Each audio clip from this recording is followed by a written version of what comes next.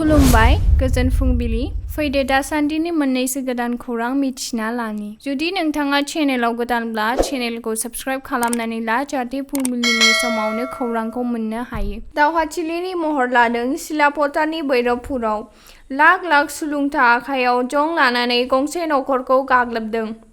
खालबाहार बानायनायखौ लानानै गिख्रंथाव दावहा धेमाजि जिल्ला सिलापथार भैरबपुराव गिख्रंथाव जाथाय सोमजिदों।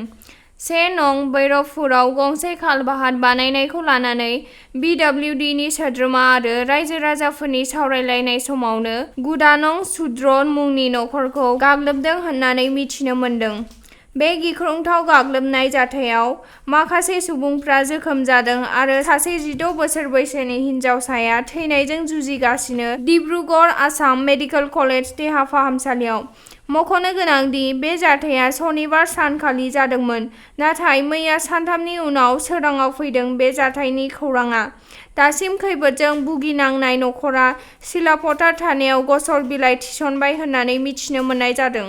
क'क्राझारनिफ्राय धेमाजि आरो क'क्राझारनिफ्राय सिलिगुरि थांलाय फैलाय खालामनो हानाय बायदि हान्थामेला बिफाननिफ्राय थाबैनो गारि खारनो हानाय बायदि खालामनानै होनाय जागोन। बिटिआरनि हान्थामेला बिफाननि मावफुं सोद्रोमा नरेन्द्र नार्जारिनि बाहागो लानायाव मैया बिटिआरनि हान्थामेला बिफाननि बानजायनायाव मैया क'क्राझार डिटिअनि मावफुलियाव गिबि खेबनि थाखाय बिटिआरनि मोनब्रै जिल्लानि डिटिअफोरजों गुवारै सावरायलायनाय हाबाफारि लादों।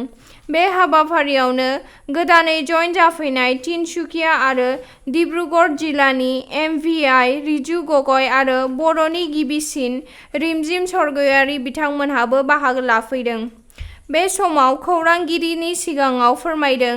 चिरां जिल्लायाव गोदानै जइन जाफैनाय रिमजिम सरगयारि बिथांजों लोगोसे रिजु गगৈ बिथांमोना बिटिआरनि सिङाव खामानि मावनो मोननानै गोजोननाय मोन्दों होनना फोरमायदों। 3,000निबो बांसिन इउपिपिएल राजखान्थि हान्जायाव जगदान होदों। मैया बाक्सा जिल्लानि बेन्दोंआव थानाय इउपिपिएल हान्जानि जे खामानि मावनायखौ मोजां मोननानै दोलोयैनो मैया रायजो राजाफ्रा जगदान होदों।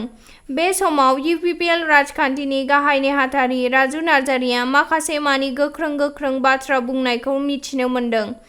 बिपिएफ, कंग्रेस, एआइयुडिएफ बायदि बायदिफोरनिफ्राय इउपिपिएलआव जगदान होदों होननानै मिथिनो मोननाय जादों।